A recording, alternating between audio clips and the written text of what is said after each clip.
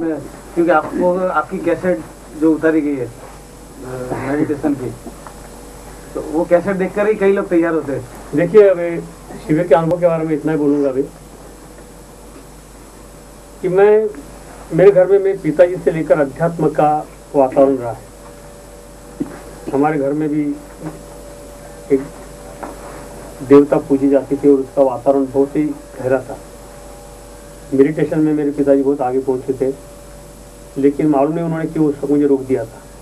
11वीं में था तो मैं ऐसे चला गया था, ऊपर बैठा था गच्ची पे, मेडिटेशन में बैठ गया तो पिताजी को नहीं पता है, आगे मुझे उठाया उन्होंने और मुझे ताकत दी कि आइंदा से जाना नहीं, ये काम करना नहीं। लेकिन मेरे में बहुत उत्सुकता थी कि आखिर ये होता क्या है, कुंडलिनी क्या चीज़ है।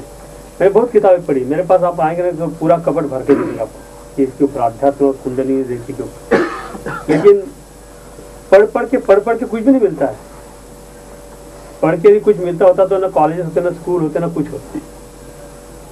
मैंने बहुत कोशिश की कुंडलिनी को टच करने की, लेकिन नहीं हुई। और जब हो रही थी तब मेरे पिताजी ने मुझे मना कर दिया था। और क्यों मना किया था मुझे अभी पता चला, क्यों मना किया था। वो भी सर ने बताने के बाद मुझे पता चला। जब इनके शिविर में आया तब पहली बार कुंडलिनी क्या चीज़ है, वो कैसी शक्ति है, सुप्तावस्था में किस तरह से बैठे मूलाधार चक्र में, वहाँ से किस तरह से उठती है, पूरे शरीर में किस तरह से फैलती है, ये मुझे अनुभव पहली बार यदि हुआ तो इनके शिविर में हुआ। और आज मैं ऐसी स्थिति में हूँ इनकी कृपा से, और जिन लोगों से जिन गुरुओं से मैंने सीखा उन सब की कृपा से आज ऐसी स्थिति में हूँ कि मुझे बैठे बैठे मेडिटेशन लग जाता और मैं कहाँ घूम के चला आता हूँ।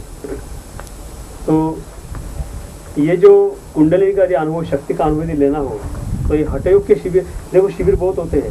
सरल ध्यान शिविर होता है, सरल ध्यान शिविर होता है, पिरामिड कल्चर वाला का शिविर होता है, सब जगह के सब तरह के ध्यान के शिविर होते हैं। लेकिन यहाँ पे जो सिखाया जाता है वो हठयोग का ध्यान सिखाया जाता है। और हठयोग का ध्यान सिखाने वाले बहुत गिने गिने लोग हैं, बहुत गिने गिने लोग। और ये जो सिखाते वो पूरे ताकतवर जब रहते तभी सिखा सकते, तो नहीं सिखा सकते। क्योंकि जब भी कुंडलिनी से बाहर निकल कर उसको वापस कैसे लाना ये उनको मालूम होना चाहिए। तो इसलिए कोई भी रिस्क उठाना नहीं। आप बहुत भाग्यवान हो कि ऐसे गुरु के पास आ गए हो, गलती से आए हो या सही से आए हो, लेकिन आप आ तो गए यहाँ पे। अब ये सीख के जाओ और देखो कि शरीर के अंदर कितनी शक्ति भरी हुई है, इतनी ऊर्जा है कि ये ऊर्जा जागरूक कर दे पूरे ब्रह्मांड को भी जला देगी। इतनी ऊर्जा अपने शरीर के अंदर है। उस ऊर्जा पे टच करना, उसका अनुभव यदि लेना है, ये अनुभूति सिर्फ यहीं पे मिलेगी आपको। और ये अनुभूति मैंने यहाँ शिविर में ली थी। आपने जो मेरी कैसेट देखी होंगी, उस वक्त मुझे कुछ भी होश नहीं था और मेरी मिसेज रो रही थी, इनको बोल रही थी इनको जल्दी निकालो, ये क्या हो रहा है।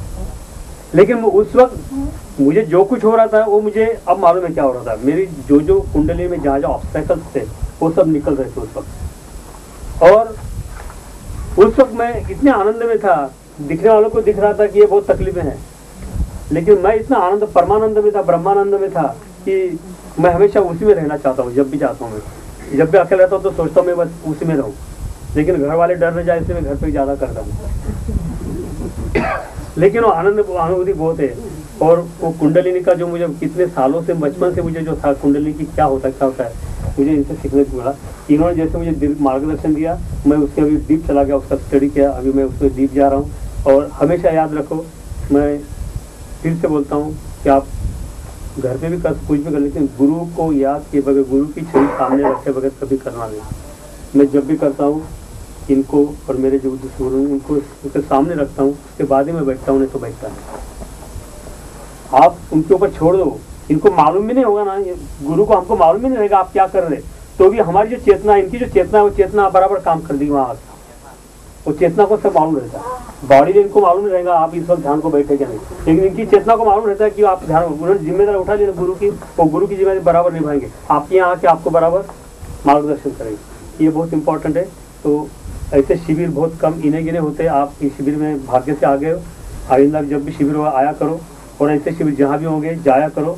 और आना और मरना तो सबको है, जाने के पहले कुछ लेके जाओ, पैसा ये तो सब यहाँ छोड़ के जाना है। अपनी चेतना के अंदर जो भी है उसका आनंद उठाओ तो जिंदगी सफल हो गई। अच्छे गुरु मिल गए तो जिंदगी सफल हो गई।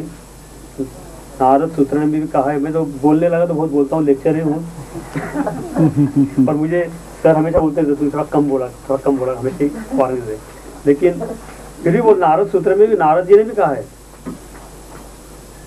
मत तेजु मुख्यतः, यानी यदि आपको कोई बड़ा काम करना है, उसमें सफलता पानी है, तो उसके ऊपर मुख्य मतलब गुरु का आशीर्वाद चाहिए, उसके डायरेक्शन चाहिए, उसके अंडर ही होगा वो। बगैर गुरु के आप खुद ब खुद करोगे तो शायद कुछ गलत जगह चले जाओगे।